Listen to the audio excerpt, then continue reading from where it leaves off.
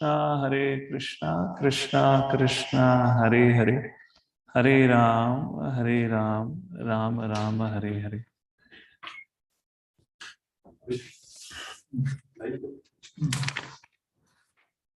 Hare Krishna, everyone. Thank you for joining in for another episode of Bhagavat Live. Today, we'll continue reading from Canto 1, Chapter 7. We'll start with the prayers. Om Namo Bhagavate Vasudevaya. Om Namo Bhagavate Vasudevaya. Om Namo Bhagavate Vasudevaya. Narayanam Namaskritya Naram Chaiva Narottamam Devim Saraswatim Vyasam Tato Jayam Mudirayat Nashtaprayeshu Bhadreshu Nityam Bhagavata Sevaya Bhagavati Uttama Shloke Bhakte Bhavati Nashtaki Krishnaya Vasudevaya Devaki Nandanaya Cha Nanda Gopakumaraya Govindaye Namo Namaha. Om Jnanatimirandasya Jnananjana Shalakaya Chakshuran Militam Yena Tasmai Shri Gurave Namah. Namo Vishnupadaya Krishna Prishtaya Bhutale Srimati Bhakti Vedanta Swami Niti Namine. Namaste Saraswate Deve Gauravani Pracharine Nirvishesh Shunyavadi Vashatai Deshatarine. Jai Shri Krishna Chaitanya Prabhu Nityananda Shri Advaita Gadadhar Srivasadi Gaur Bhaktavinda. Hare Krishna, Krishna Krishna, Hare Hare, Hare Rama, Rama Rama, Hare Hare. Hare Krishna. So once again, we welcome every one of you for joining us for this Srimad-Bhagavatam study. We're going to start our discussion today from the 7th chapter. Just to give you a little recap of what has happened until now. In the 6th chapter, if we go to verse number 34, there. So just for all of you, just for let you know how we're going to proceed with henceforward. Now there will be a discussion of a lot of stories from Mahabharata, as well as there will be some philosophical points about Krishna Tattva will be discussed. So I would request if all of you can sit with a pen and paper, and if possible, best is if you can have your Bhagavatam open with you. We'll request our technical assistants to open the Veda base time and again, but you should have your Bhagavatam also open if possible. So we go to first Canto, 6th chapter, verse number 34. There, Narad Muni says as follows: Etadhyatu rachittanam Matra spash ichhayamuhu Bhavasandhu plavo drashto Haricharyanu varnanam. This is somewhat a concluding section, a concluding verse of the previous chapter, where Narad Muni is concluding his discussion, and he says, "It is personally experienced by me that those who are always full of atura chittanam, cares and anxieties, due to desiring contact of the senses with their objects, can cross the ocean of many signs on a most suitable boat, which is the constant chanting, Hari Charyanu Varnanam, the constant chanting of the holy names of the Lord." In essence, Narad Muni is summing up his discussion to Vyasadeva, saying, Vyasadeva, only shelter in this material world is a constant remembrance of the Lord. Manmana Bhavabhaktam Madayaji Mam Namaskaru. How we can constantly remember the Lord, as Lord himself says in Bhagavad Gita, by constantly chanting his holy names of the Lord. Hare Krishna, Krishna Krishna, Hare Hare, Hare Ram, Ram Ram, Hare Hare. And then in text number 36, Narad Muni said, Sarvam tad idamakhyatam yat prashtoham tvaya anaga janma karma rahasyam me bhavatas chatmatoshanam. Sarvam tad idam akhyatam. We need to increase the size of the screen. You need to zoom in. It's not visible. Sarvam tad idam akhyatam. Hey Vyastev, sarvam tad idam akhyatam. Akhyatam means explain. I have explained everything. What I have explained? Yat prashtoham. Whatever you had asked me. Toya, you, anagaha. You are a sinless person. Therefore, I have explained to you everything that you have inquired from me. What you have inquired from me about Janma, Karma. I have explained about my Janma and also my activities. Bhavatas Chatmatoshanam. To your satisfaction, I have explained about myself. And then text number 37 says how Narad Muni left. And text number 38 concludes where Sutta Goswami glorifies Narad Muni. And very interesting, the last verse, we'll take a look at 38th verse. Very beautiful point is mentioned about Narad Muni. It is said, Aho devashir dhanyoyam yat kirtim sarangadhan vanaha gayan madyan idam tantrya ramyati aturam jagat. Aho devashir, oh devashi, oh Narad Muni, dhanyo, oh fortunate one, or be fortunate, let fortune follow you. Dhanye, you're a great personality. Yat Kirtim, you're always singing. Yat Kirtim, Gayan. Kirtim means the glories. Gayan, you're always singing the glories. Madhyan, taking pleasure in. Ramati, rejoicing in. You're always singing the glories, relishing it, rejoicing in it. How you're doing it? Idam Tantraya. Tantraya means his musical instrument, Veena. On your Veena, you're always singing the glories. And whose glories you're singing? Saranga Dhanvanaha. You are singing the glories of one who holds Saranga bow in his hand. Who is that person who holds Saranga bow in his hand? Krishna. Saranga, the name of bow of Lord Shri Krishna. Saranga Dhanvanaha. And Aturam Jagat. And by your singing the glories of the Lord, Aturam Jagat, you dissipate anxieties and stresses of the people who otherwise are always into anxieties and stresses. And if you go to the last few lines of the purport, very beautiful point Prabhupada mentions in the last few lines of the purport. And Prabhupada says, Srila Narada Muni, the last three lines. In order to enlighten the miserable conditions or inhabitants, wanders everywhere. His mission is to get them back home, back to Godhead. And that is the mission of all genuine devotees of the Lord, following the footsteps of that great sage. Like this, the 6th chapter ended. Now question comes, what did Srila Vyasadeva do after Narad Muni instructed and left him? And that's how our 7th chapter begins. So let me give you a very brief recap of what we're going to discuss in the 7th chapter, or what has been highlighted in the 7th chapter, which is titled as the son of Drona punished. There are two themes or two discussions going to happen. First is what did Vyasadeva did after Narad Muni instructed and left. That's the first part, which is discussed up to the 11 verses, the first 11 verses of 7th chapter. And after that, Sutta Goswami, after discussing all about Narada Vyasa Samvad, which was in context of what was a history of Srimad-Bhagavatam, then the second question about the birth and activities of Parishit Maharaj. So Sutta Goswami from 12th verse onwards begins to answer the second question, which was asked by Shaunaka Rishi before. And to establish or to explain in what situations and circumstances Parishit Maharaj appeared in this world, he began to narrate the story from the 18th day of war. So from there, the discussion continues at the end of the 18th day, what happened in the night, and then what were the situations, circumstances around that led to the birth of Parishit Maharaj. But to let you know, Parishit Maharaj is not going to appear in this chapter. Parishit Maharaj is going to appear in the next chapter.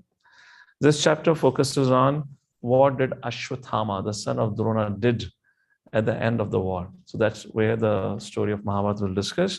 So in our discussion for today, we'll focus, we'll go by verses, In the first 11 verses, there are some very important tattvas are discussed. And then for the rest of the chapter, we'll discuss some personal application. And I'll give you the whole synopsis and the storyline, what is being discussed in this chapter. All right? This is how we're going to take a look at it. So let's go verse by verse. Text number 1, chapter 7. Shaunakavacha. Those of you who are here, you can sign in the Zoom and so that flow, or else you can look into the Vedabase, if in case screen is not working. Nirgate narade suta Bhagavan Badarayana Shrutvam tat abhipretam Tathakim akarod vibhuhu.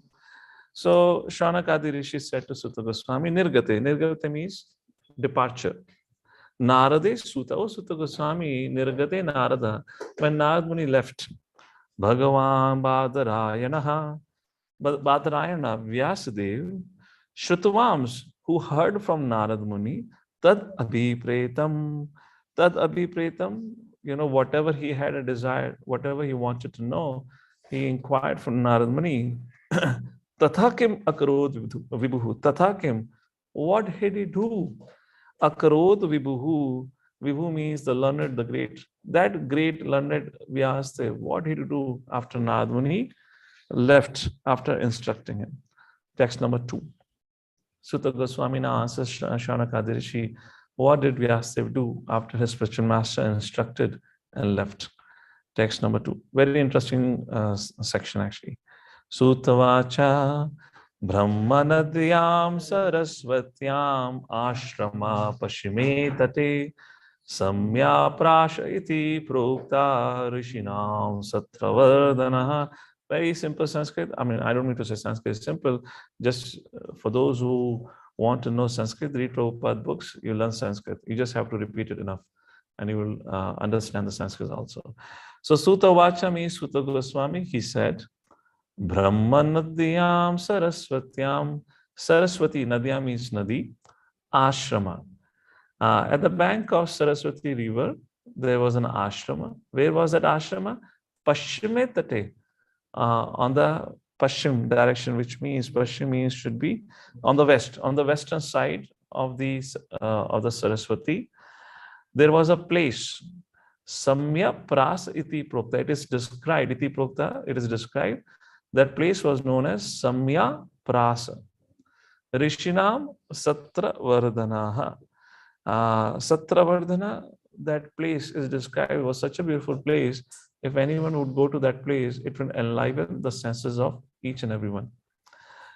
So in essence, it is said on the western bank, I'm reading the translation, on the western bank of the river Saraswati, there's a cottage of meditation at Samya Pras, which enlivens the transcendental activities of the sages. There are two things to focus in this shloka. Let me build a story here. Spiritual master has instructed a disciple and then he had left. What should a disciple do now? Disciple is supposed to follow the instructions of the spiritual master. So here we are discussing a disciple here is in this case is Srila Vyasadeva. What did he do after his spiritual master instructed him? He established or he had a place which was scenic, which was beautiful, neat and clean, not from the material perspective, from the spiritual perspective. In other words, it meant that a place where he can do spiritual meditation. It was a favorable place for performing spiritual meditation. Why? Because it was on the bank of Saraswati river. If you look at the verse, how Saraswati river has been addressed, although Sutta Goswami could have said Nadyam Saraswatyam, which is enough to say, at the bank of Nadi Saraswati river, but here Sutta Goswami does not call Nadyam Saraswatyam, he calls Brahma Nadyam. Brahma Nadyam means Brahma. Brahma also refers to the Lord. Brahma also refers to the liberated souls. So what it means that this Saraswati river has had a very intimate relationship with Vedic scriptures, intimate relationship with the sages, with the liberated souls, and also the Supreme Personality of Godhead. Saraswati river, which unfortunately is not visible to the manifested eyes. However, if you go to Badrinath, there is still a stream of Saraswati river. If you go up ahead, there is a confluence of I believe they call Mandakini, right there. There's a confluence of Mandakini and Saraswati, where Saraswati and Mandakini merges together, and then ahead is Mandakini also. There you see a stream of Saraswati, but ahead down in the plains, we don't have Saraswati river. And in Vedic scriptures, there is a time and again discussion of Saraswati river, and the modern historians, they use this as a pretext to call Vedic scriptures to be mythological because they say there is no more Saraswati river. However, according to archaeological surveys, they have found wherever there's a description of Saraswati, the flow of Saraswati is given in the Bharatvarsha.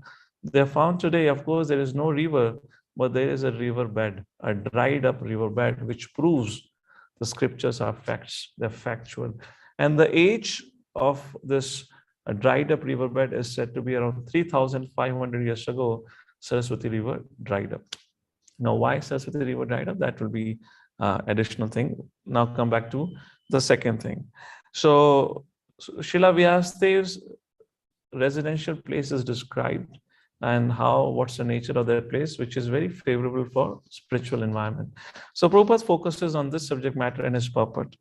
And Prabhupada talks about, if you take a look at the first two lines of the purport, for a spiritual advancement of knowledge, a suitable place and atmosphere are definitely required. So place where we live in and the environment around it is very, very important. If it is conducive, then it facilitates our spiritual life. Now the obvious question comes, most of us are living in city.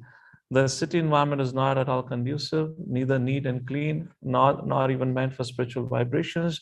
It is completely contaminated with material vibrations and whatnot, highly passionate and full with Rajasic and Tamoguna. So what do? Should we leave our dwelling and go to the bank of Ganges and Yamuna and set up our ashram? So Srila Prabhupada explains what is the meaning of word ashram. Yes, Srila Vyasadeva was living in an ashram. Ashram, Prabhupada first of all makes a point in the purport, Vyasadeva was a grahastha, not a sannyasi. Even a grahastha can live in an ashram. So what is the meaning of word ashram? Ashram means a place where spiritual culture is prominent. Ashram means a place where the Lord is worshipped.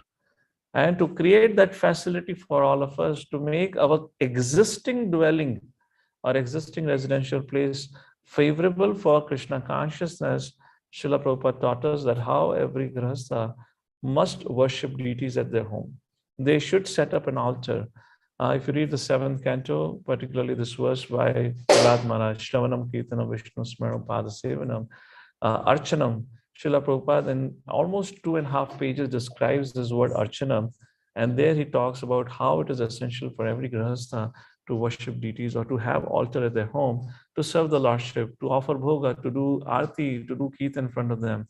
And by this, a spiritual vibration, a spiritual environment is created, a spiritual culture is created. So wherever we are, that environment becomes favorable, conducive, and purified. And like that, in our life, we can also create a favorable environment.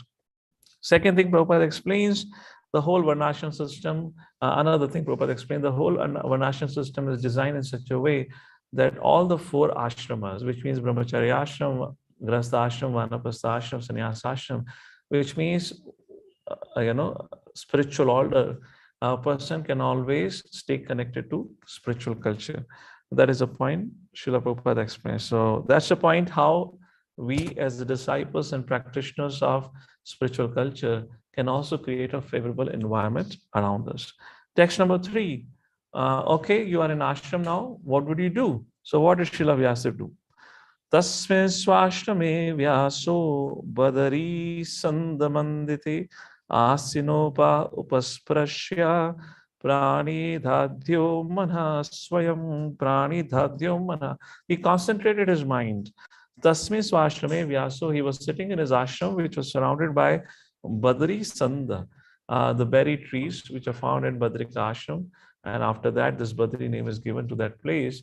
His ashram was surrounded by the trees, berry trees, and in that ashram he was sitting, and he concentrated his mind on the Supreme Personality of Godhead, which means he followed the instruction of Narad Muni and he practiced the spiritual instructions or the spiritual practice. And what happened when he meditated or concentrated his mind on the Lord? He had 3 visions. Now, Vyasadeva got 3 realizations, or he had 3 visions. Very interesting. Text number 4, first vision. As soon as he concentrated his mind at the lotus feet of Lord Shri Krishna, he saw something. And what did he saw? Text number 4. Bhakti yogena manasi samyak pranite amale. How did he concentrate his mind? Through the process of bhakti yoga. Samyak pranite amale, without any tinge of material distraction. When he concentrated his mind on the lotus feet of the Lord through the process of bhakti yoga, what happened? The first thing that he saw, apashyat purusham purnam. He saw purusham, apashyat. He got the vision of the Supreme Personality Godhead. And what else he saw along with the Supreme Personality Godhead? Mayam chatad apashrayam. He saw Maya, the energy of the Lord, apashrayam. Apashrayam means under the full control of the Lord. So Vyasadeva saw Supreme Personality of Godhead along with his energies and fully under the control of the Supreme Personality of Godhead. Now, the same point Lord Shri Krishna discusses in Bhagavad Gita. And that same philosophical point that Lord Shri Krishna discusses in Bhagavad Gita is seen by Srila Vyasadeva. So what does Lord Shri Krishna discuss in Bhagavad Gita? In 7th chapter, verse number 14, Krishna says, Devi esha gunamai mamaya dharatya mame vai prapatyante maya metam taranti. Krishna says, Devi esha gunamai, my energy. Krishna calls as Devi esha gunamai mamaya dharatya. So which energy Krishna is referring in this particular verse, which is very difficult to overcome, is called as external energy. And Krishna says, that is my energy, which Krishna is addressing her as Devi Esha Gunamai. It is my energy, and only when one takes Mameva ye prapadyante, when one surrenders it to me, then only one can transcend this material energy. Similarly, Lord Shri Krishna speaks about this energy in the 9th chapter, verse number 10. Maya adhyakshena prakriti suyate sacharacharam. Maya adhyaksha prakriti suyate sacharacharam. This material energy is under my control. So like this, the external energy, which is called as Mahamaya, is described by Lord Shri Krishna. Now there is another energy, which is called as Yogamaya. And both Mahamaya and Yogamaya are called as Vishnu Maya. So this Yogamaya is also described by Lord Shri Krishna in Bhagavad Gita. Anyone knows in which verse in Bhagavad Gita Lord Shri Krishna talks about Yogamaya? Mahamaya, so we discussed. You can, if you know the shloka, fantastic. 9:13 or 9:14, Mahatmanas tumam partha. Yeah, 9:13 actually. Mahatmanas tumam partha. Where is that shloka? Yes. Daivim prakritim ashritaha. 9th chapter, verse number 13, Lord Shri Krishna speaks about it. So my devotees, Krishna says, are under the shelter of Mahatmanas tumam partha daivim prakritim ashrita. They are also under the shelter of my energy. And what is that energy? Under whose shelter the devotees function? That is known as Yogamaya. So all our devotional activity practices that we do is under the shelter of Yogamaya. So this Mahamaya and Yogamaya, as such, Lord has unlimited energies. But Srila Prabhupada explains, or the scripture explains, they are one and same. They're not different than each other. And Prabhupada gives a beautiful analogy to explain. Just like electricity can produce heat, and same electricity can produce cold. What do you say? Yes, a cold environment. How? If electricity is fed to a heater, it will produce heat. If the same electricity is fed to an AC, it will produce a cooling effect. It's the same electricity, but producing 2 different effects. So therefore, the energy is one, which is known as Vishnu Maya. But where it is functioning and what is the purpose, it determines it to be a Mahamaya or Yogamaya. So the living entities in this world are controlled by Mahamaya, which is also called as Prakriti. What is the function of Mahamaya and what's the purpose? The function of Mahamaya, okay, before I give a function, I'll talk about the purpose. The purpose of Mahamaya is to reform the living entities, who left the association of the Lord out of their envy and wanted to be the controller. So Mahamaya punishes his living entities to reform them of their behavior. Yogamaya orchestrates every devotional activity or any and every activity which happens in the spiritual world. And also Yogamaya is present, or to say in this world, in the lives of all those who take shelter of or who practices Bhakti Yoga. Those who are practicing Bhakti Yoga, they function under the purview of Yogamaya. So we are into this material world for the purpose of reformation. And Lord Shri Krishna facilitates our reformation of our behavior through 3 gurus. First guru is Krishna himself, or Krishna's representative, Evam Parampara Praptam. Fine. Second guru is Shastra. Krishna gives us scriptures, Vedais Chaham, what is that? Vedais Chaham? Okay, fine. The 15th chapter, 15th verse. Vedanta Krit Vedavid Eva Chaham. So Lord Shri Krishna gives Vedic scriptures. That acts as a second guru. Now my question to all of you is, who is the third guru? Guru, the purpose of guru is to take us back home, back to Godhead, isn't it? So Krishna, the representatives of the Krishna and the scriptures, they act as 2 gurus. Who is the third guru? Any guesses? All right. Those who attended yesterday, they are able to give the answer. And the answer is Maya Devi. So Maya Devi is not an enemy, but Maya Devi is also acts as a guru. How it acts as a guru? Maya Devi has a particular function. And that function of beating us left and right, white and blue. Maya produces so many problems in our life through her punishments. Adhibhautik, Adhidevik, Adhyatmik, Kalesha, and the birth, death, old age, and diseases. Finally, the person gets frustrated and he looks at, my dear Lord, why am I suffering? And that's how he realizes I'm not the controller. So that's how Prabhupada explains in the purport that even Maya Devi acts as our guru. Text number 5, next vision. So he saw Krishna and his energies. Now what did next Vyasa saw? Text number 5. Yaya samhito jiva atmanam trigunatmakam paropi manute anartham tatkritam chavipadyate. Now he saw the living entities being put into a distressed condition by the Mahamaya, or the external energy of the Lord. They are struggling. Manashashrani Indriyani Prakritistani Kashati. They are struggling with the mind and senses to become the master and the controller. So that's how Srila Vyasa saw the suffering situation of the living entities in this world. A very, very beautiful purport. You can mark it as a golden purport. What I just briefly spoke to you about, the energies, Prabhupada highlights in the purport. Along with that, Prabhupada also mentions a very important point in the purport, that sometimes people ask, why Lord has left us here to suffer? Why Krishna does not protect us and take us back home, back to Godhead? And Prabhupada gives a very beautiful example. Prabhupada says, when a child becomes naughty and when he does not listen to parents, then what does the parents do?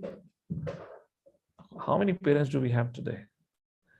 Okay, some are there, but I don't know. I can't see anyone. So fine, assuming some are congregation here. So what does parents do? They hire a teacher.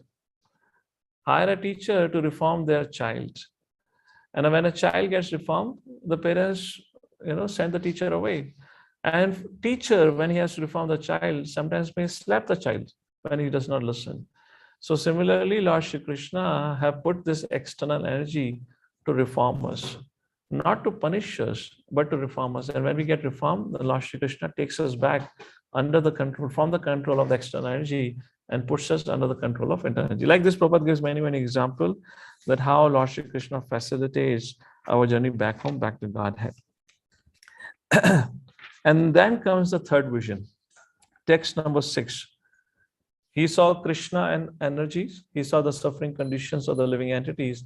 Now the third vision. And third vision is about what is a solution for the suffering conditions of the living entity. Very beautiful and important verse, text number 6.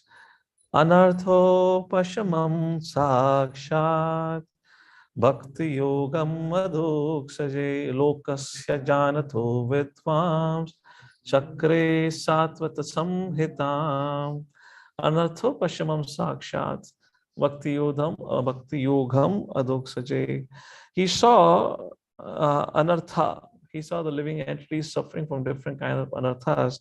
Pashamam sakshat. How these anarthas can be mitigated, how a living entity can be freed from this anarthas, which are superfluous to a living entity. Bhakti yoga, through the process of bhakti yoga. Unto whom? Adhoksaji, unto the Supreme Personality of Godhead. If a living entity takes to bhakti yoga, takes to devotional service to the Supreme Personality of Godhead, then he'll become free from all the anarthas. Therefore, lokasya janato vidvams, because the living entity is ignorant and foolish, does not know what is the highest good, does not know to perform bhakti yoga is in my best interest. Vidvams, therefore the learned man, learned personality. In other words, therefore Srila Vyasadeva, what did he do? Chakre satvata samhitam. Therefore, he composed this Srimad-Bhagavatam. The whole purpose is to teach us about Bhakti Yoga, to teach us about Bhakta, Bhakti, and Bhagwan. So, after studying this Srimad-Bhagavatam, a person can develop devotion to Supreme Personality God, and he could take to Bhakti Yoga and thus get free from all the sufferings in his life. These are the three visions that Srila Vyasadeva had. And then text number 7. How should we accept Srimad-Bhagavatam? Text number 7. Yasya Vaishuryamanayam Krishne Paramapurushe Bhaktirutpadyate Pumsa Shoka Moha Bhayapaha. Another very, very important verse and also the golden puppet. How should we accept Srimad Bhagavatam? Yasyam, this Vedic literature, Shruyamanayam, must be heard. Please pay attention, must be heard. Again and again it is said, we should understand scripture through the process of hearing, and then your reading will be fruitful. Hearing, Krishna Paramapurushe. So when you hear the scripture, Krishna Paramapurushe Bhaktir, then what will happen? You will develop Krishna, who is a Paramparush. Towards him, you will develop Bhaktir. Bhaktir Utpadate Pumsa, into the heart of living entity, Utpadate develops Bhakti. And when Bhakti will develop for the Supreme Personality Godhead, what will happen? Shoka Moha Bhaya Apaha. He will get freed from Shoka, lamentation, Moha means illusion, and Bhaya, fear, Vitaraga Bhaya Krodha. So he'll get freed from illusion, lamentation, and fear. And that's how he would be able to live his life in a wholesome way. So question may arise, how reading Srimad Bhagavatam would arise devotion in our heart? Srila Prabhupada in Bhagavad Gita, chapter number 10, opulences of the Lord Shri Krishna are discussed. Srila Prabhupada makes a point, while Arjuna is asking about the opulences of the Lord, why is he so interested in knowing the opulences of the Lord? And then comes the Virat Roop, 11th chapter. And Prabhupada makes a point in the 10th chapter, verse number 7. He makes a point, many people say God is great, but hardly anyone know what is the greatness of God. We can only understand the greatness of the God when we read scriptures like Bhagavad Gita and Srimad-Bhagavatam. When we understand how this whole massive creation, for example, 5th canto Srimad-Bhagavatam explains about Vedic cosmology. It talks about the length and the breadth of this universe.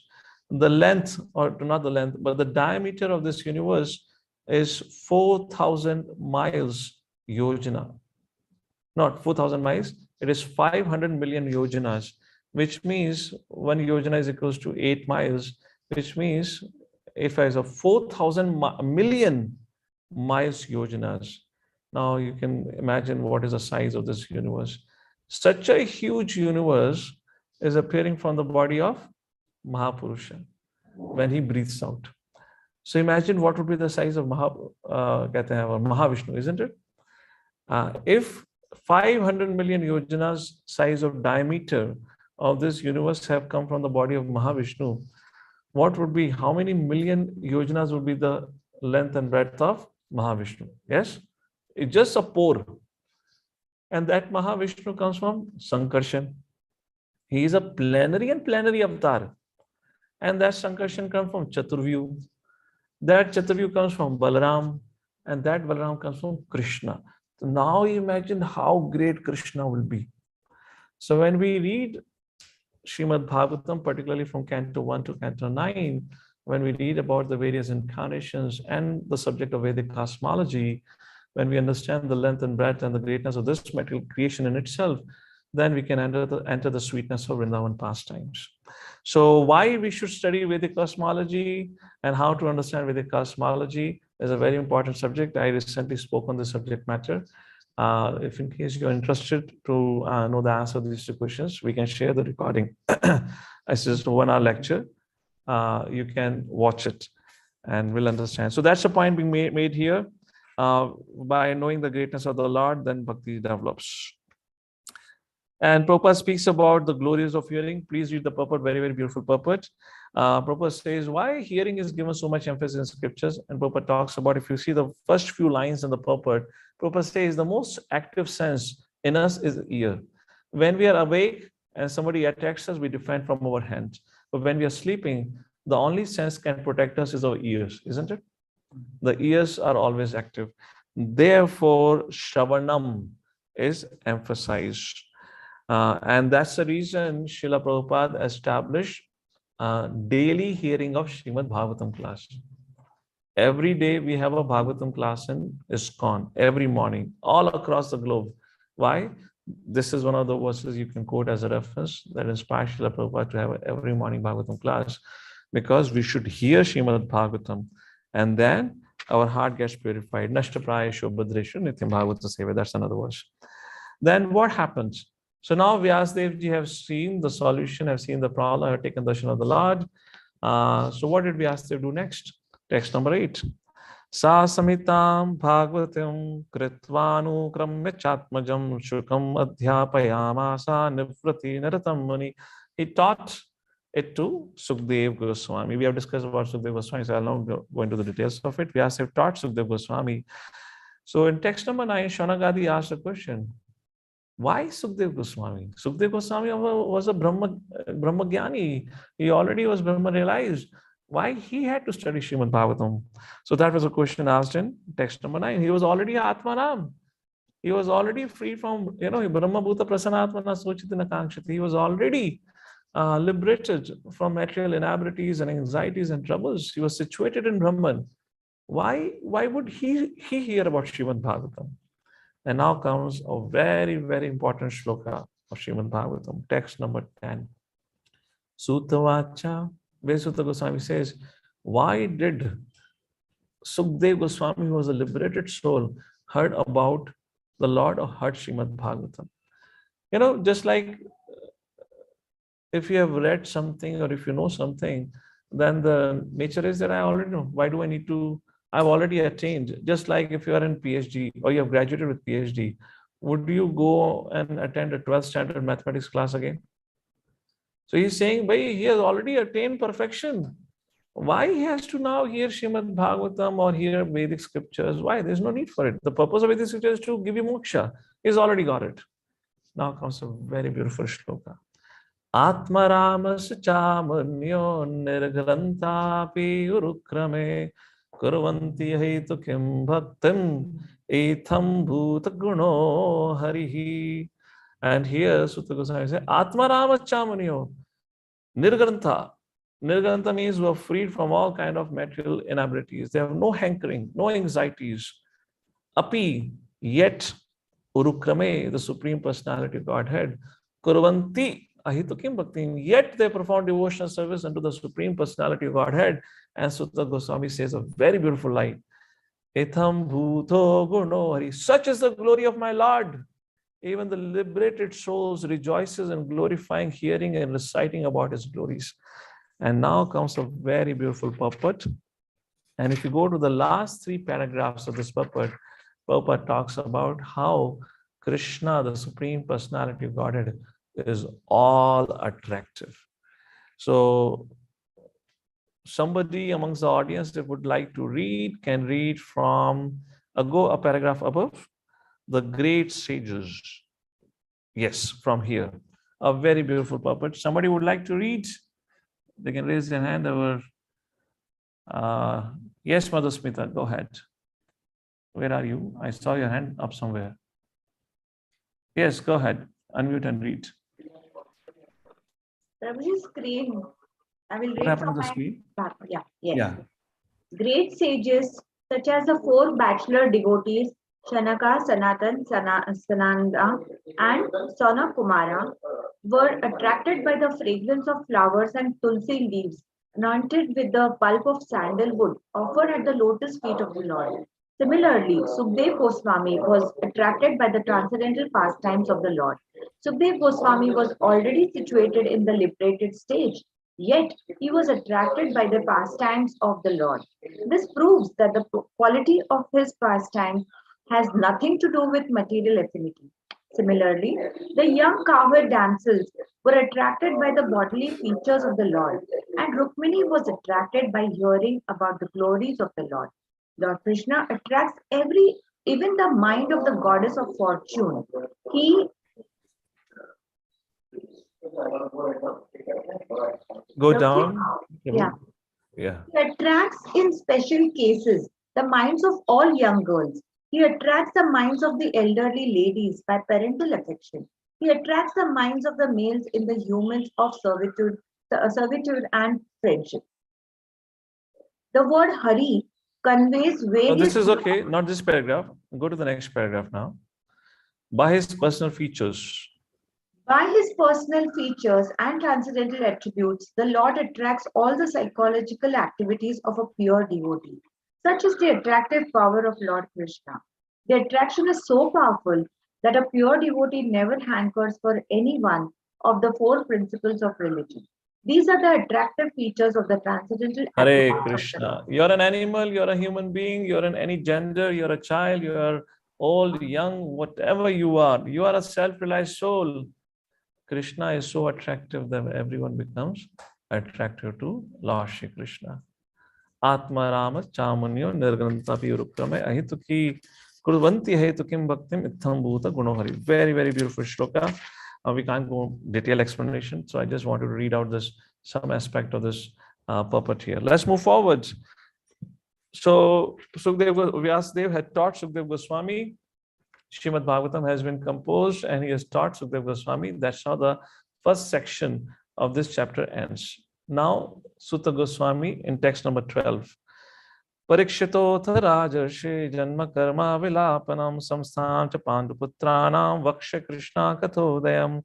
And he says, now I shall begin the transcendental narration of the Lord Shri Krishna and the topics of the birth and activities and deliverance of King Parikshit, the sage among kings, as well as the topics of the renunciation of the worldly order by the sons of Pandu. So now we'll need only translations, Abhishek. You can take off the screen on the verses. So, or maybe we can just pause, no need to share. Now the storyline begins. I'll give you the synopsis as the time is less, and we'll focus on some personal applications here. Anyways, all of you are going to read it, so you can read it out. So from text number 12 onwards, begins the story, begins Mahabharata narrations here. Sutta Goswami begins his narration about the birth of Parishit Maharaj by describing the 18th night, which he does very briefly, and I'll a little bit explain you in detail. 18th evening, the war is ended. Duryodhan is crushed to defeat. His thigh has been broken by Bhima and is lying on a ground, waiting to give up his body. Ashwathama, Kripacharya, and Kritavarma are only three surviving warriors of Kuru camp.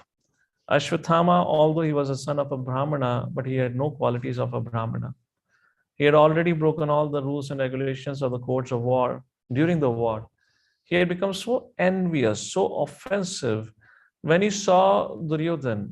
This is what happened, the nature of the mind, particularly when you don't work in a consultation, how mind tricks you. Of course, Bhima cheated Duryodhan, agreed. And that too Bhima did on Krishna's order, because there was no way Duryodhan could have been defeated, because he had got a blessing from his mother, Draupadi, Gandhari, because of which Duryodhan's upper body had become like iron. So he could not have been defeated by the club fight. So Lord said, no, hit it at the thigh. then he will die. So Ashwathama thought that Pandavas have cheated Duryodhan. They have broken the rules of the club fight. So I would also break all the rules. Now think about it. First of all, the war happened. Who was a victim and who was a culprit? The victim were the Pandavas. The culprit was Duryodhan. Duryodhan have committed all the crime which you can name, for which he must have been given. He should have been given a death sentence multiple times.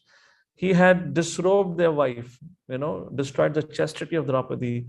He had stolen their kingdom, their land, the property. He had tried to kill Pandavas.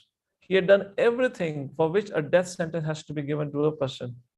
The whole war began because of Duryodhan's action. And Ashwathama became so blinded by his false ego and his envy and passion that he did not saw any fault in Duryodhan. Rather, he just focused and he saw Pandavas have cheated. Therefore, they have broken the rules of codes of war. I would also not follow any codes of war. And to my master Duryodhan, who has been betrayed and cheated in war, and he has been beaten to death like this, I would go and kill all the 5 Pandavas and bring their heads to the feet of Duryodhan. Then my master will be happy. Now Ashwathama did not have the valor and courage to fight even a single Pandava in a direct combat. So how can he do that? He thought, I will go and attack at the night when Pandavas will be sleeping. Now you have to understand, this is not a modern day warfare where there are no codes of war.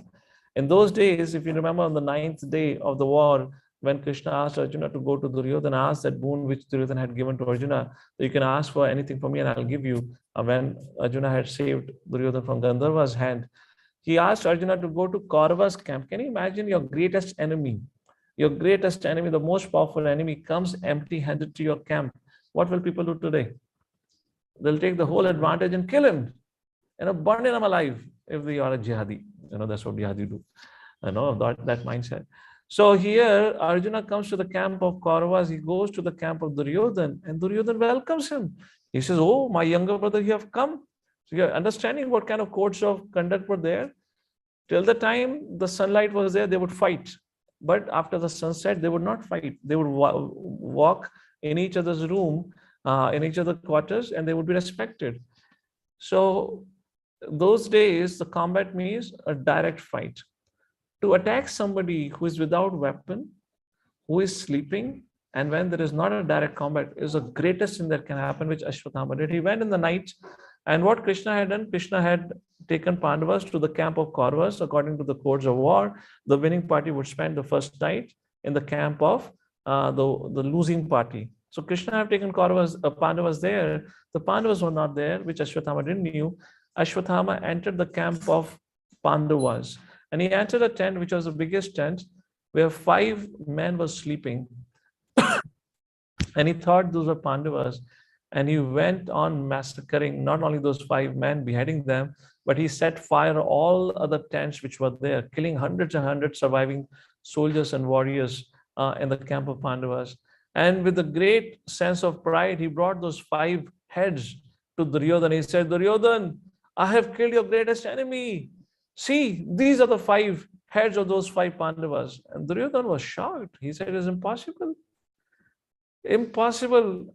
My whole army could not do it. Karna, Bhishma, Pitama, Dronacharya could not do it. This Ashwathama will do it. How is it possible? Duryodhana said, bring those 5 heads to me. And when Ashwathama brought the 5 heads, Duryodhana took his finger and he poked into the heads, and each of the head busted. And Duryodhana began to cry. He began to cry. He said, alas, alas, Ashwathama, what have you done? You have destroyed the last hope of Kuru Vamsha, because there was nobody, no descendant, surviving descendant in the Kaurava side, which means Duryodhana's side. There are only 5 descendants surviving in the Pandava side, which were the 5 sons of Pandavas. And Duryodhana said, Ashwathama, you have not killed Pandavas, you have killed the 5 sons of Pandavas. Now there is nobody in our lineage to continue our Vamsha. You have done a greater sin.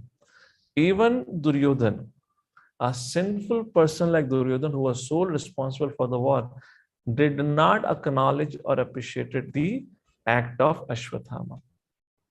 The morning happened. There is a whole uproar in the Pandavas camp. People were running. There were burnt bodies. There were slaughtered bodies all over the place. The whole place is filled with the blood. And the news goes to the camps of the ladies, which was at a distant place. And Draupadi, all of the ladies, Subhadra, all of them came running to the place. In the meantime, Krishna brought Pandavas also back to the camp. And everyone was shocked to see what has happened. And that is what is described from 15th verse onward, where Draupadi saw. And when Draupadi saw, she began to cry. And in 16th verse, it is mentioned that how Arjuna gave a promise to Draupadi. Draupadi, whoever has done to this thing, this sinful act to your sons, I take a vow that I will behead him and bring his head and put it on your feet.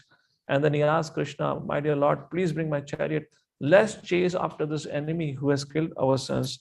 And then 17, 18, this is described that how Arjuna ran after in that direction where they had an indication that the enemy had ran away. And it was none other than Ashwathama. Ashwathama was running means on the chariot, and finally his horses became tired. And now his horses are not moving further.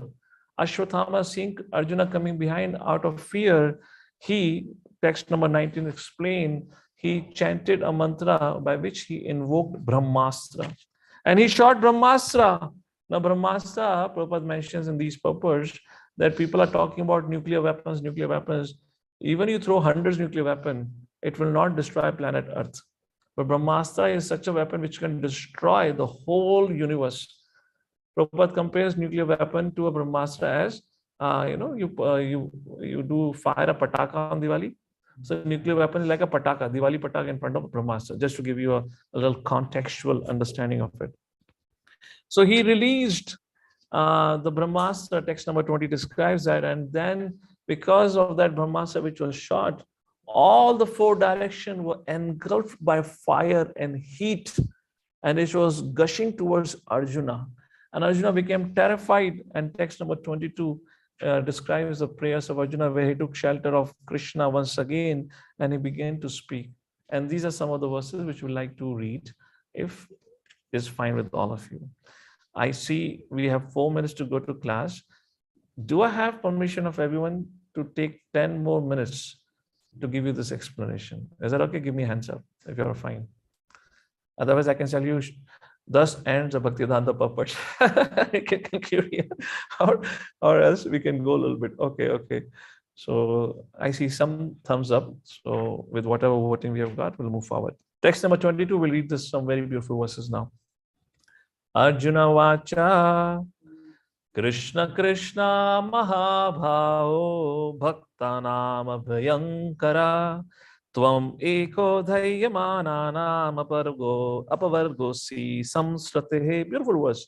Krishna Mahabhao, protect my dear Lord. That actually shows how terrified Arjuna was when Brahmastra was shot, which Arjuna had no idea what had happened.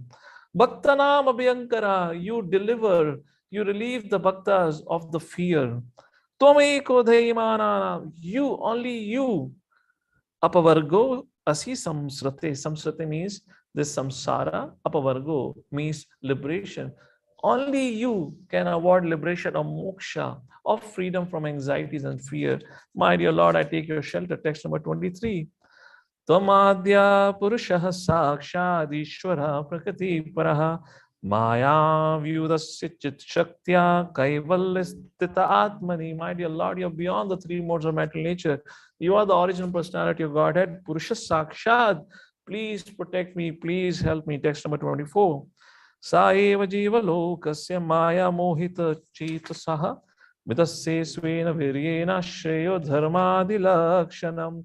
All the other Supreme Personality of Godhead, but when you descend, you follow the principles of dharma to set the right example for all of us. Just like Krishna says, Yadirachati Shreshta Tattadeva Tarojanaha in 3rd chapter of Bhagavad Gita. Text number 25, he reminds Krishna why you descend to this world. Just like Krishna says, Paritranaya sadhana vinashaya dushkratan dharma samstapanarthaya samavami yuge yuge. Like that, Arjuna says, text number 25. Tathayam chavataraste bhuvo bharajasaya swanam chananya bhavanam anudhyanaya chaskrita. You descend to deliver the world from the burden of sinful living entities. Like that he prayed, and then 26 he said, Kim idam svitkuto veti deva deva na vedmiham sarvato all over mukham ayati teja paramadarunam. From all the directions this heat and light has engulfed us. My dear Lord, I'm terrified. Please help me. And then text number 27, Krishna answers Arjuna's inquiry. Shri Bhagavan Vacha Vetedam Drona Putrasya Brahmamastram Pradarshitam Naiva Suveda Samharam Pranabad Upastite. This is none other than Drona's son Ashwathama. Out of fear of his life, he has done the unimaginable thing which he should not have done. And what he has done? He has shot a Brahmastra weapon, which is the most powerful weapon in this creation, for the purpose for which it is not been allowed to use. He has used Brahmastra for the protection of his life, for which it is not allowed to use. And this foolish boy, Ashwathama, he has shot out of fear of his life, but he does not know how to retract it. Text number 28. Nahi yasyanyatamam kinchid astram pratyavakarshanam jayastrateja unnadham astragnyo hi astratejasa. Yeah, Arjuna, only another Brahmastra can counteract this Brahmastra. And text number 29, Krishna says in 28, Arjuna, you know how to shoot Brahmastra and also retract. So therefore, you shoot also Brahmastra.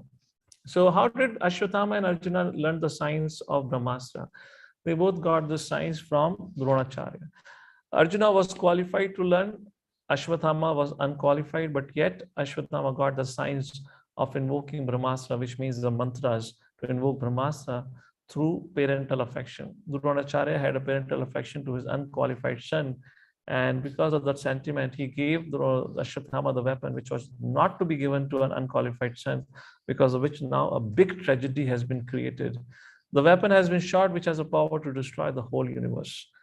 And text number 29 describes how Arjuna prepares himself to shoot Brahmastra, and text number 30 explains, when those two Brahmastra collided, such a heat, such a ray was generated that whole of the universe was covered by the rays of Brahmastra. And text number 31 explains how the denizens and the citizens of whole of the universe reacted to it.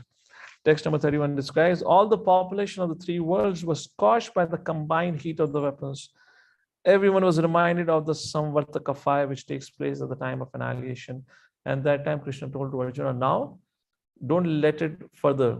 Now you retract it. Otherwise, all the three worlds will burn to ashes. Text number 32 and 33 is described that how Arjuna retracts the Brahmastra. And text number 33, now Ashwathama has no other weapon to shoot. He is weaponless. Now Arjuna captures him. Very interesting text number 33. Tata asadya tarasa darunam gautami sutam babandhamasya tamraksha pashum rasanayayataha. So son of Gautami, he arrested the son of Gautami. And when Arjuna arrested the son of Gautami, his eyes were bloodshot. Text number 34.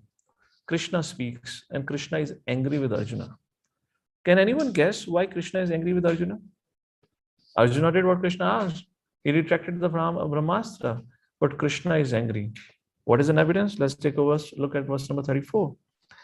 Sibiraya ninishantam rachva badhvaripum balat praharjunam prakupito bhagavan ambujekshanaha. So after binding Ashwathama, Arjuna wanted to take him to the military camp. The personality of God, Shri Krishna, looking on with his lotus eye, spoke to Arjuna angrily. Can anyone give me an answer? Why Krishna was angry? Hare Krishna. Mother Vasha, I see your hand up. Please go ahead and unmute. Why Krishna is angry? Prabhuji, he is angry because he should have been more angry with Ashwathama to kill him. He should have and taken why should Arjuna kill Ashwathama? No, he should have taken the head to his wife instead of taking it to in the correct, because Arjuna yes. had taken a vow. Yeah, Arjuna he had had taken a taken a vow vow. which he Hmm. was not fulfilling, therefore Krishna became angry. So here, first practical application or personal application. Let's a little bit Prabhuji, focus. Prabhuji, another thing which comes to my mind is that Krishna said that you take away the energy of the Brahmastra, which retracted when he said he should. Did Krishna felt that he shouldn't have agreed to him? He should have been more angry because. No, that all was fine. The only reason why Krishna was angry because Arjuna decided to capture him rather than killing him. That's the reason. Yeah. Okay. So just let's take a look at one personal application here from the behavior of Ashwathama. While in the midst of story, I forgot to tell you that application. So Ashwathama even displeased Duryodhana. Although he wanted to please Duryodhana, he ended up displeasing. And why he ended up displeasing? Because he acted whimsically, which is a major problem in today's time. Whimsical action means the action which is being performed without the consultation of seniors. Therefore, in in spiritual culture, we should imbibe this habit. We should necessarily imbibe this habit. It's an essential part of our training that we do not do or make decisions without consultation. We should always ask. Ashwathama did not dare to ask or bother to ask Duryodhana. He thought, I'll give him a surprise and I'll make him happy. No, that is not the way. And because of whimsical behavior, see what all is going to happen. If you were to ask Duryodhana, the 5 sons of Pandu would not have died on me. He would have in fact rejected Ashwathama's idea to go and kill Pandavas when they were sleeping, because it was so sinful act. But because he did that way. So here another point which is mentioned about Lord Shri Krishna. Although Krishna is angry, but his eyes are still like lotus, cool and calm, which Prabhupada explains in the purport, because he is beyond the 3 modes of matter nature. When you and I get angry, our eyes become red hot and we are biting the teeth. We are trying to hold on to our anger. But Krishna was speaking angrily while having a cooling eyes and smile on his face. That Krishna can only do this multifarious things. And now he begins to speak in 35 verse to 39 verses, why Ashwathama need to be killed. He has to be killed because first reason, he had killed innocent boys in the sleep.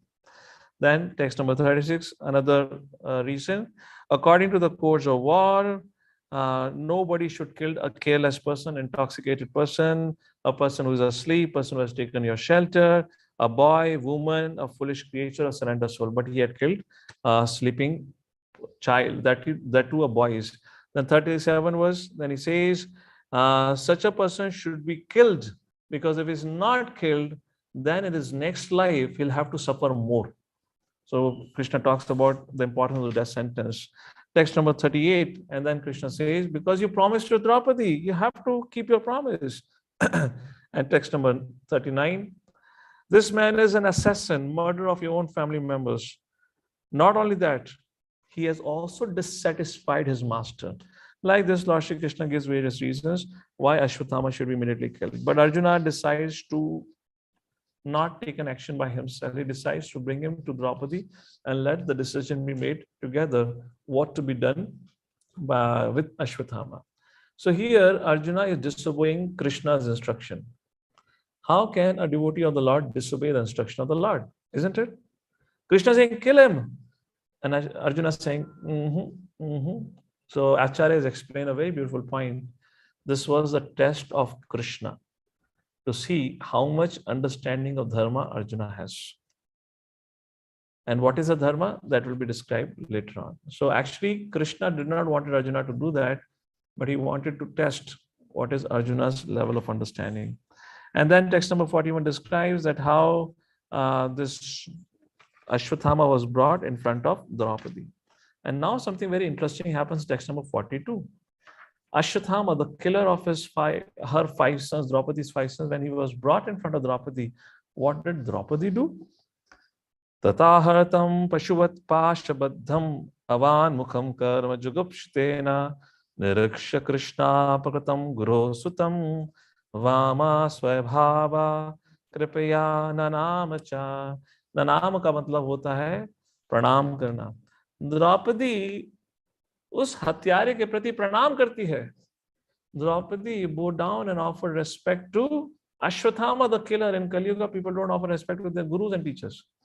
And then Draupadi is offering respect to the killer of her sons. Imagine what level of culture was there.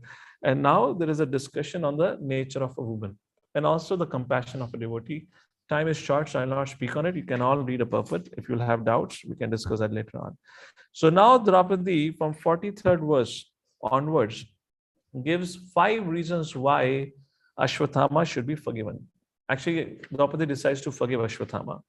And she gives 5 reasons why he should be forgiven. Text number 44, she reminds Arjuna about obligation to Guru. She says, Arjuna, you have learned everything from your Guru Dronacharya. So you have some duty towards him, and he is the son of your Guru. So you cannot be violent towards him. Text number 45, second reason. In the absence of father, son takes care of the mother. We have already made, the Kripi, right? The wife of Dronacharya, widowed. Now her only shelter is the son. I understand the pain of having no son or when son dies. We have already given her enough pain by killing her husband. We should not deprive or make her more morose or painful by killing her son. Text number 46, third reason. You should not cause pain to Brahmanas. He belongs to a glorious family. We should not cause pain to the glorious family of Brahmanas by killing the sinful man Ashwathama. Text number 47, the fourth reason. I know the pain of a mother, being a mother, losing your sons. I understand the pain. I am able to empathize with Kripi, and I can understand how much pain she would experience when she will get to know that we have killed Ashwathama. Therefore, do not kill Ashwathama. Text number 48, the fifth reason. Do not offend the Brahminical order. We are Kshatriyas. If we offend Brahmanas by killing Brahmanas, then we'll get the curse of Brahmanas. So therefore, do not offend Brahminical order. And then when Draupadi starts speaking like this, she got the support. Guess who? Who will support? Non-violence movement. Yudhishthira Maharaj. Always talking about non-violence and forgiveness. This is a quality of a Brahmana, not a Kshatriya actually.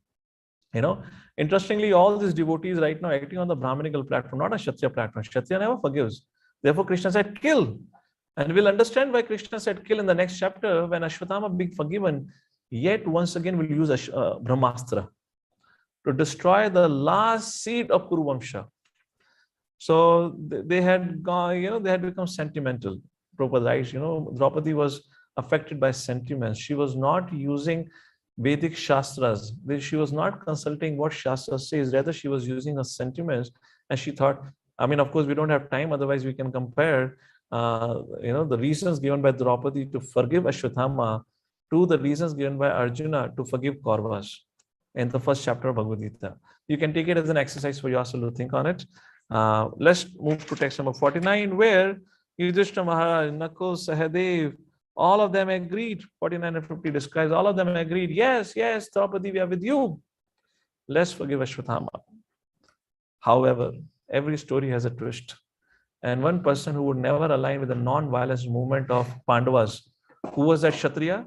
Bhimsen. Iski aisi ki taisi. He lifted his club and he said, hell with all of you.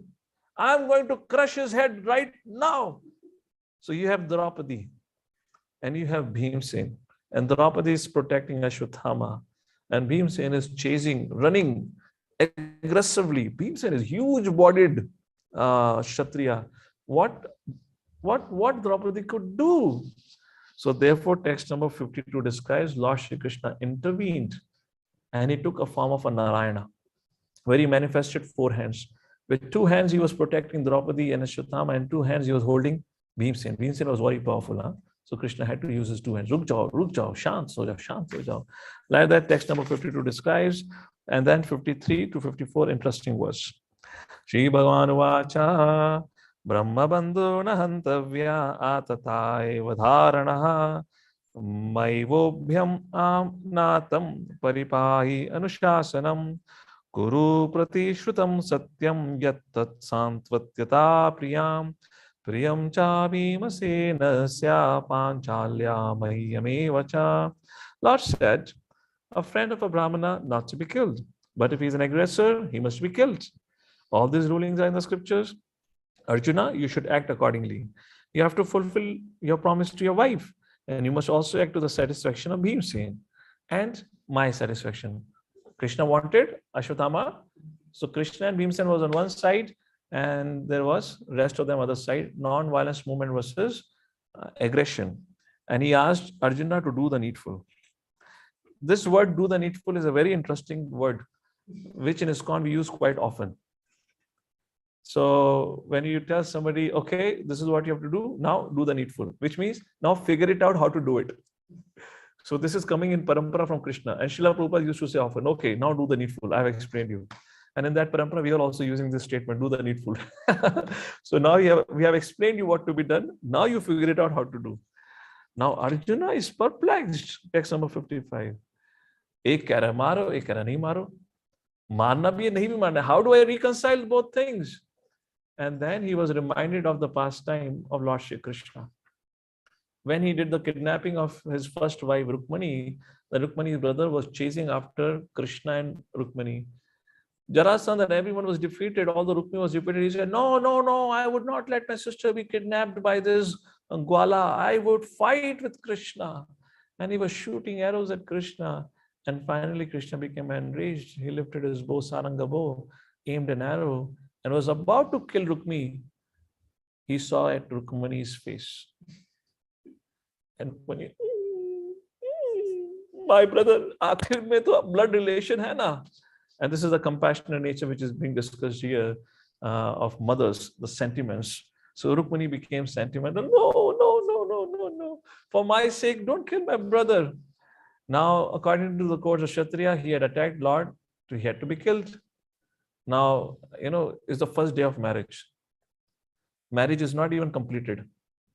And the conflict between husband and wife has started. So imagine if Krishna does not follow, what would going to happen in the future, rest of his grahastha ashram, how much conflict will happen. So Krishna has to pacify Rukmani also, and he has to do justice to the Kshatriya duty. So what did Krishna do? And this is something, the similar situation Arjuna was faced with, to satisfy his wife and also satisfy his brother. So Krishna gave a special haircut to Rukmini, which the followers of Rukmini, Jayadratha and Ashwathama follow today, which is called as spike hairstyle. You will have spikes coming out from the different portions of your head, and rest of the head will be shaven. Have you seen the followers of Ashwathama in the modern world? You'll find in the Western civilization a lot. They will have some tuft of hair here, some tuft of hair here. For Kshatriyas, then it was a greatest insult, being disrobed of their beauty by shaving them arbitrarily like that. So, like that, Rukmini was punished. For a Kshatriya, insult is far greater than death. And similarly, Arjuna shaved off Ashwathama like that, created a modern hairstyle, and also took off his jewel, which was a source of his power like this. And text number 56 and 57 describes how Ashwathama was driven away from the kingdom. And finally, 58 was onwards, which discussion will happen in chapter 8 also. Now the things have settled, all the enemies have died or dispersed. Now all the Hastinapur residents, including the Dhritarashtra, Gandhari, and unlimited widows, because no man is there, only ladies are there. They all come at Kurukshetra now, which is a part of Stri Parva of Mahabharata, which is a book 11, which is very briefly discussed here. We'll see that next time. And then they perform the final rites. Like this, the chapter 7 ends with the son of Durona punished. And we conclude here for today. To recap, we saw two things in today's discussion. What did Vyasadeva do after Narad Muni's departure? And we discussed what were the circumstances in which Parishit Maharaj was born. For that purpose, our Sutta Goswami begins the narration of Mahabharata story from the 18th day of war. These were the discussions, and some important points that we discussed was about how do we make our residence spiritually conducive, just like Srila Vyasadeva had made his hermitage spiritually conducive by living at the bank of Saraswati. We discussed on the concept of ashram. We also discussed a little bit on the energies. Lord has Yogamaya, Mahamaya, which both are none but one, Vishnu Maya, and how they function. Along with that, we also talked about trance of Vyasadeva.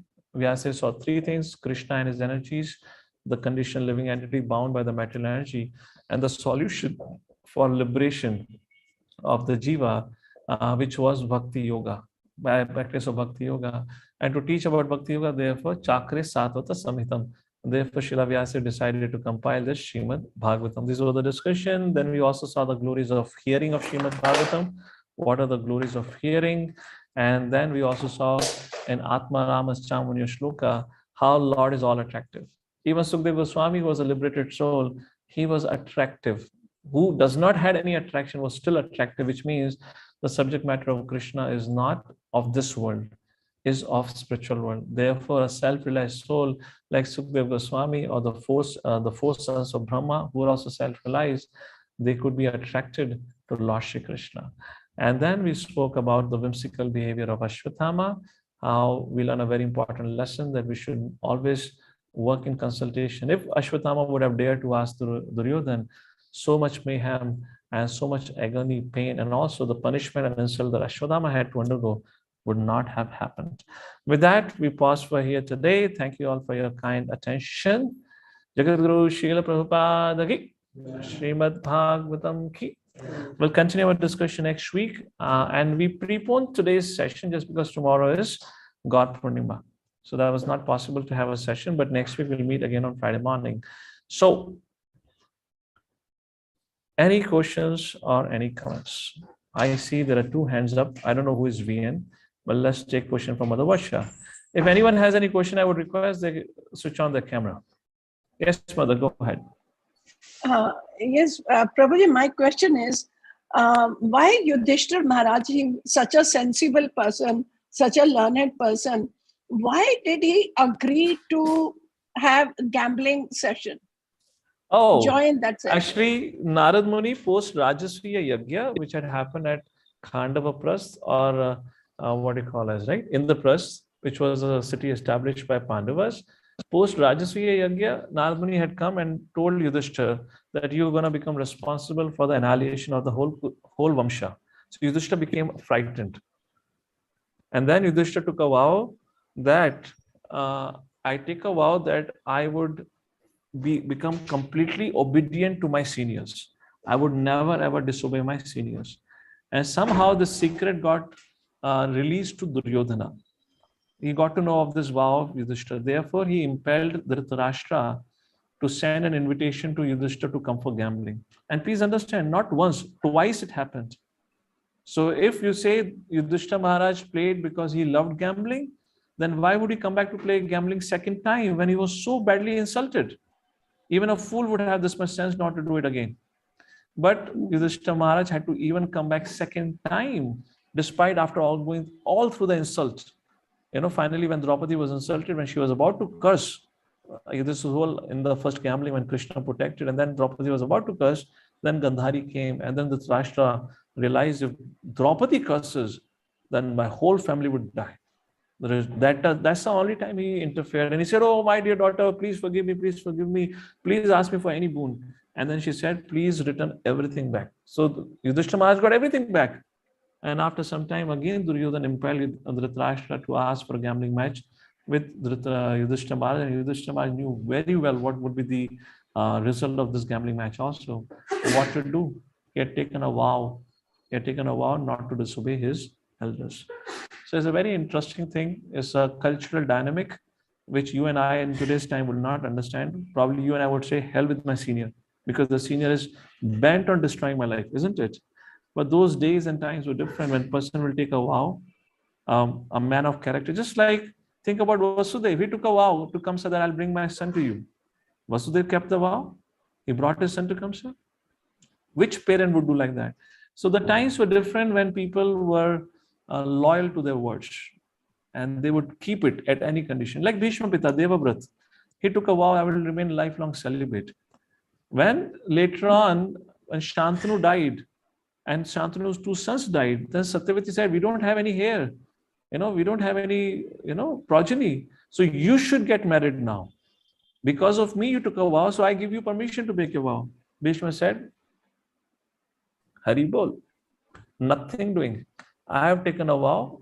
It can never be broken in any condition. So we have to understand the cultural setup that time.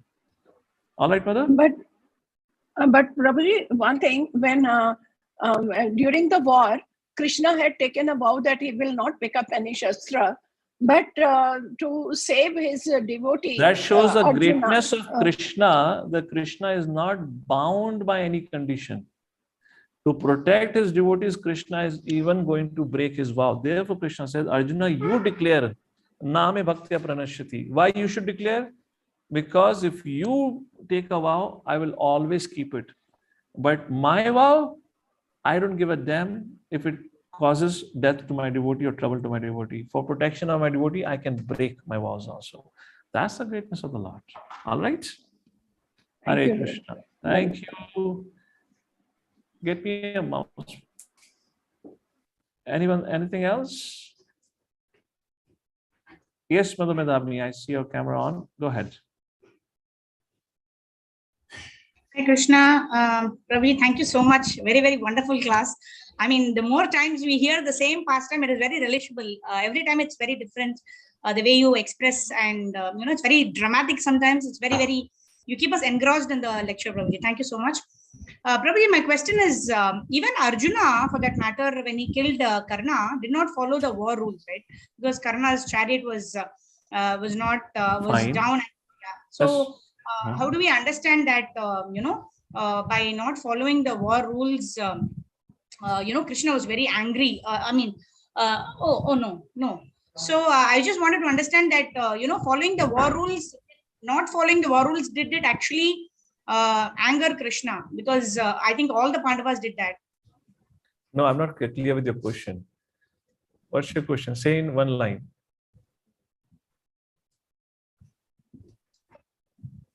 Who is angry? Not clear. Okay. All right. So Prabhuji, my question is, like here, the war rules were not adhered to by Arjuna also in many situations, right? When because Arjuna killed Karna. So, when fine. So if I understand your question, you're saying even Pandavas did not, in all conditions followed the codes of war. Yeah. So would that have made Krishna angry? Is that Yes. the question? Krishna only asked them to break the codes of war. It was Krishna who told Arjuna, shoot at Karna. So in any situation, Pandavas never acted whimsically. They never wanted to break the codes of war. It was Krishna who instructed. It was Krishna who instructed Bhima via Arjuna to break the thighs of Duryodhana. And Krishna, the reasoning Krishna had, which he gave to Duryodhana as well as to Karna, he said, Jaisi karni, vaisi bharni, tit for tat. When you never followed any codes of conduct, how do you expect? And the reason was, when the whole codes of conduct went into frenzy was after the death of Ashwathama. A single warrior was killed, surrounded by 8 warriors, which is never the code of conduct for war. It's a direct combat. And 8 warriors together came together and defeated Ashwathama. And that was enough. That was Abhimanyu. That was enough. That was enough. Krishna said, enough of it. Now all the rules have gone to the drain. Now we have to defeat them because we have to establish dharma. So Pandavas were acting according to the instructions of Krishna, not otherwise. All right? Prabhuji, can I ask one more short question? Just will be one line question. Yeah. Yes. Prabhuji, when we ask for guidance and we don't get a response, can we go ahead with our what we think is right for the particular situation, or do we wait for the response? No, which means there is no question of then guidance. If you don't get this thing, we should wait. If you can't wait, then ask somebody else. To do things. Of course, it depends on what kind of subject matter it is. But to go ahead and do it by ourselves is not the right approach. At times we have not got a response. Could be the reason because the other person, whoever you're taking guidance, doesn't want to give a response, because if he gives a response, if he explains and says, he or she, whoever is the mentor for you, says not to do it, then you're going to argue about it because you're adamant for it. So, there are different reasons why response may not come. But the principle is we should work on the guidance. To assume the response has not come, we can go ahead and do it. What's the hurry? The world is not at the end. So not like that. Unless we are so, of course, this is a very general. The time is very important, na Prabhuji. Otherwise, it loses its value at that particular time. See, I don't know what is your context of discussion. I'm discussing principally. You know what is a principle? It's a particular situation, that's a different situation. But the principle is to work on the guidance. To say that I have not got a response, should I do it? Again, it's very situational. It depends on the individual's maturity. If somebody is of the mindset of Ashwathama, so you may say, oh, I sent a note to Duryodhana, he did not reply. Time was such a priority. It was the best time to attack Pandavas because that was the first victory night. They would have been sleeping and all that. So time was the priority. So what would happen next day? Duryodhana did not like nonetheless. Fine. Hare Krishna. Mother Gokila. Unmute yourselves. Hare Krishna, Prabhu. Thank you very much. Prabhuji, just in connection with what Mataji asked just now, I just wanted to know some application. Like in that, what do we say? Previously, when Arjuna did not want to fight, then Krishna spoke the entire Bhagavad Gita, and after that, Arjuna understood, and he did what Krishna said. And then now when Krishna is saying that you have to kill Ashwathama, but Arjuna did not kill Ashwathama. So, no, I understand what is the context, everything, but how should we understand the application for us? Because forget us, Arjuna was a great devotee, but how do we... Perfect question. Perfect question. For us, we should follow. All right? For us, we should follow.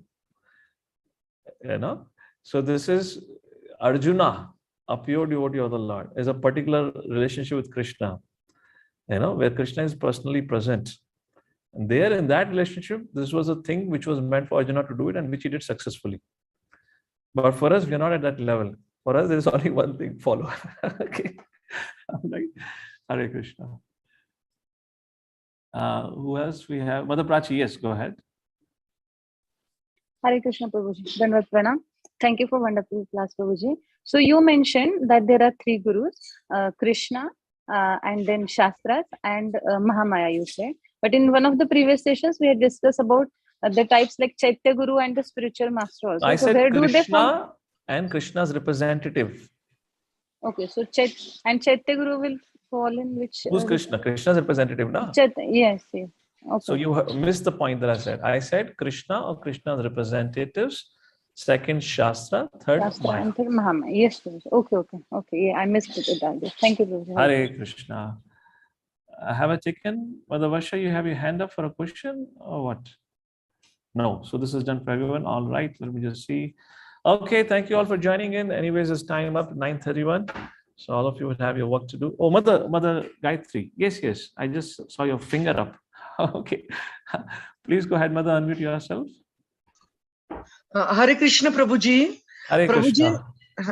Prabhuji, the question is from the last chapter. How Narada remember his first life?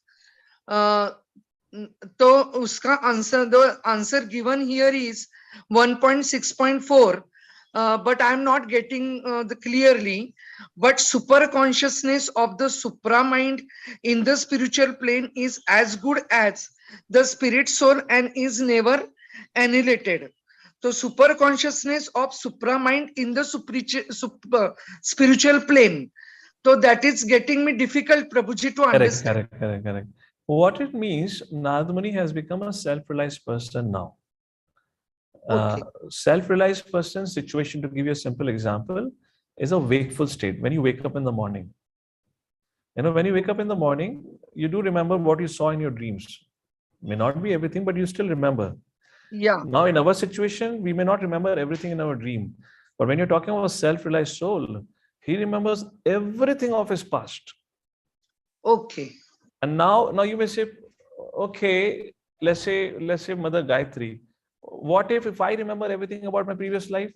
If you will remember everything about your previous life, you will not be able to live this life because of our strong material attachments.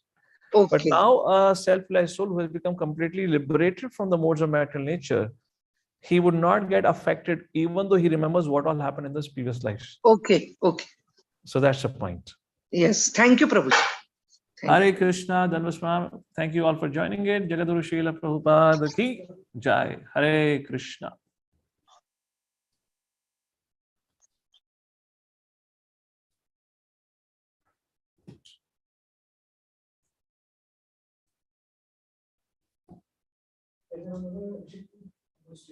अबे जल्दी कर, क्या कर रहा है? YouTube live चल रहा है। नहीं, हालत खराब चल रही है।